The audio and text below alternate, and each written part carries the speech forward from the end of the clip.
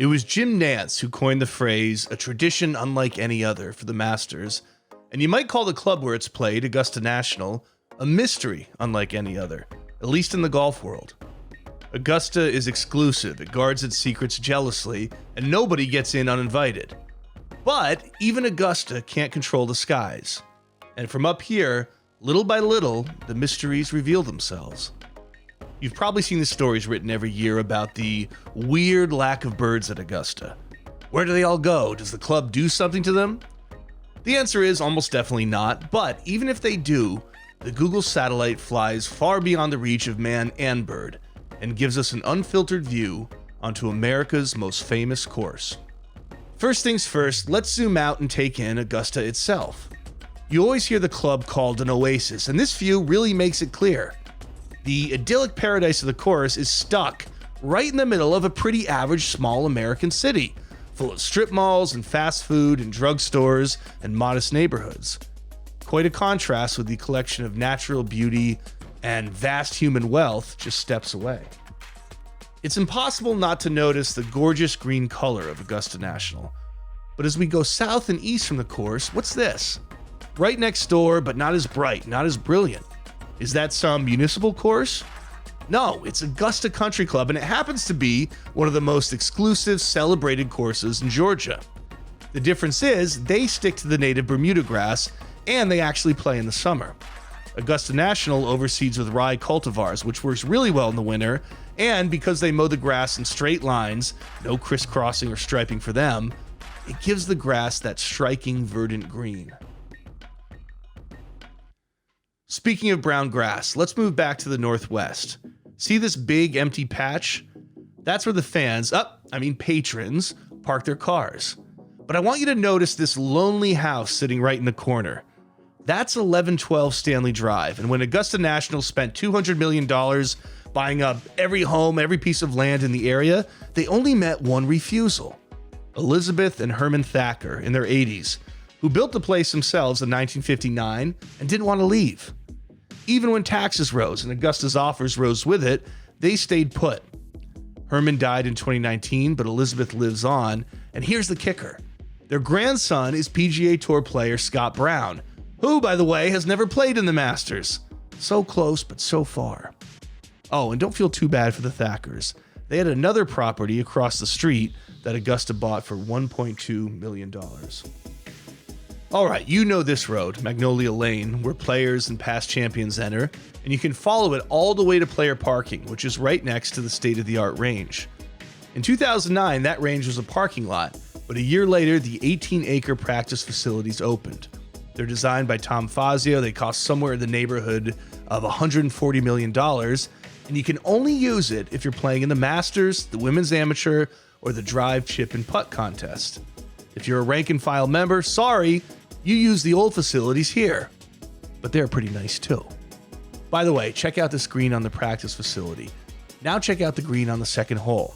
They're oriented differently, but otherwise of the same shape. Pretty cool. There are 3 other practice greens worth mentioning. First, this one behind the first tee, intended for some last-minute practice before things get really real. Second, the so-called Green 38, which is over here by the maintenance sheds and is used mostly for agronomy experiments. Third is this one to the right of the 10th fairway, hidden from view by trees.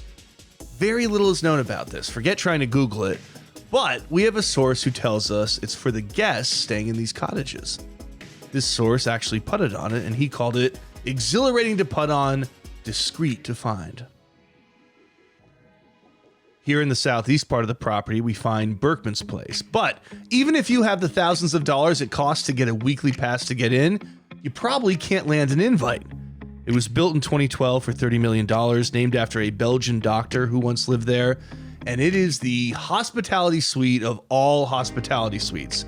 We're talking 5 theme restaurants, fresh oysters flown in daily, a pub, and merchandise available there and literally nowhere else, not even in the rest of the Augusta grounds. This is so exclusive that even the website is password protected, and it goes without saying that cameras and phones aren't allowed inside. Although, one man smuggled a body cam inside to get footage one year. Outside, they have 3 practice greens, and these 2 are replicas of the 7th, 14th, and 16th greens, Check it out.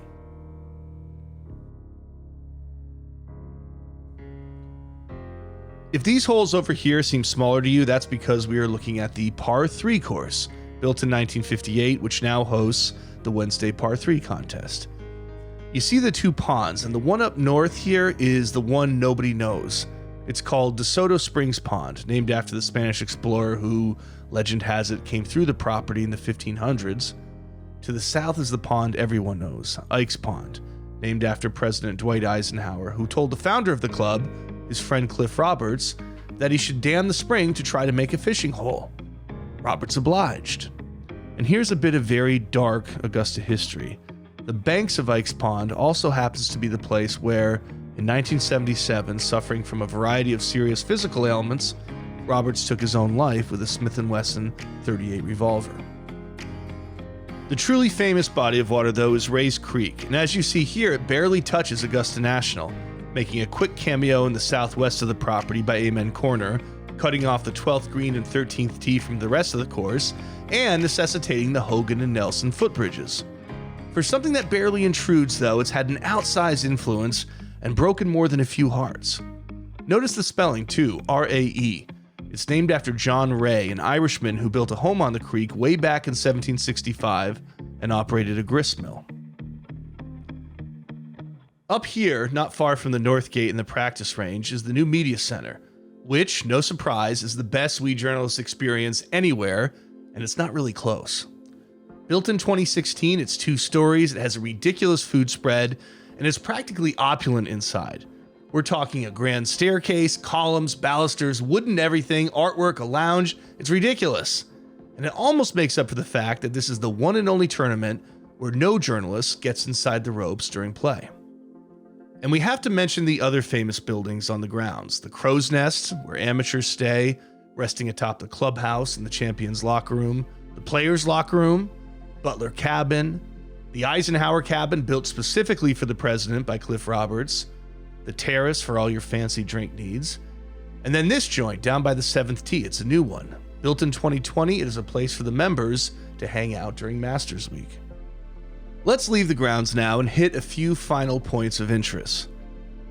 These apartments, which are now low-income housing, used to be the Bon Air Vanderbilt Hotel, a popular hangout for people like William Howard Taft, who picked his presidential cabinet here. Bobby Jones made it the unofficial headquarters for early Masters tournaments, and not just for members, but for press and players too. And last, 7 miles south of the course, we have Augusta Regional Airport, where every year fans and players fly in for the Masters, and you can see a fleet of private jets that grows as the week goes on.